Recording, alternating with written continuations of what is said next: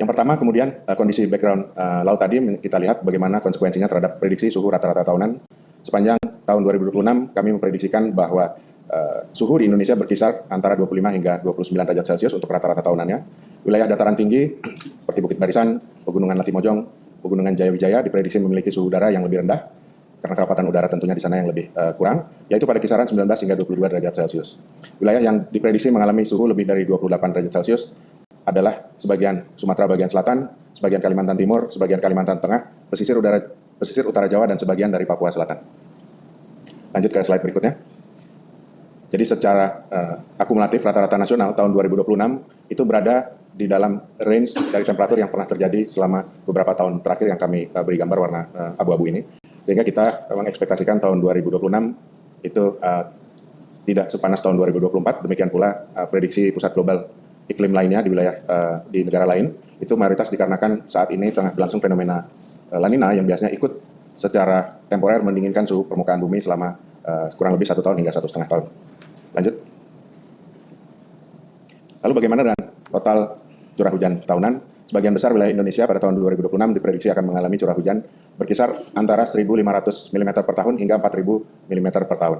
Digambar di panel yang atas, wilayah-wilayah yang curah hujannya sekitar 1.500 per tahun itu yang berwarna kuning tua atau coklat muda, itu ada di Bali, Nusa Tenggara Barat, dan Nusa Tenggara Timur. Demikian pula di pesisir timur Sumatera, pesisir timur Kalimantan, dan wilayah-wilayah lainnya.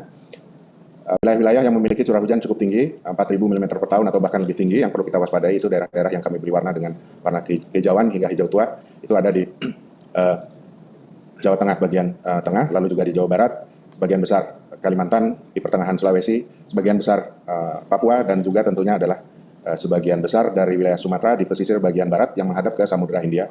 Di situ fenomena iklimnya sangat dipengaruhi oleh panas laut dari Samudra Hindia, lalu kemudian terpengaruh atau dimodulasi juga dengan pegunungan Bukit Barisan yang ikut meningkatkan curah hujan yang secara klimatologis itu terjadi di pesisir barat wilayah Sumatera.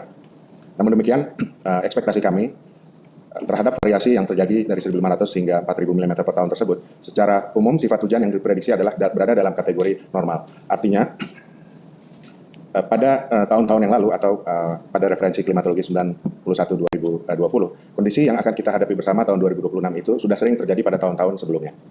Lanjut. Kalau kita lihat dari bulan ke bulan, barangkali bisa ikut dibantu satu persatu Mas Rehan dari kiri atas yang bulan Januari. Itu untuk Januari 2026, umumnya kita memprediksikan kategori menengah hingga tinggi. Curah hujan sangat tinggi berpeluang terjadi di wilayah Banten, Jawa Barat, Jawa Tengah, Bali, Nusa Tenggara Timur, dan juga Sulawesi Selatan. Untuk bulan Februari, umumnya kami memprediksi pada kategori rendah hingga tinggi. Curah hujan sangat tinggi berpeluang di Jawa Tengah dan Sulawesi Selatan. Maret hingga April 2026 itu umumnya pada kategori menengah hingga tinggi. Curah hujan sangat tinggi berpeluang di Jawa Tengah dan Papua Tengah.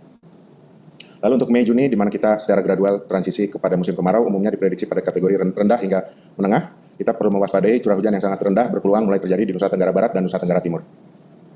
Untuk bulan Juli hingga September 2026, ini masih di periode musim kemarau, umumnya kategorinya rendah hingga menengah. Curah hujan sangat rendah yang perlu kita waspadai berpeluang terjadi di Jawa Timur, Bali, Nusa Tenggara Barat, dan Nusa Tenggara Timur.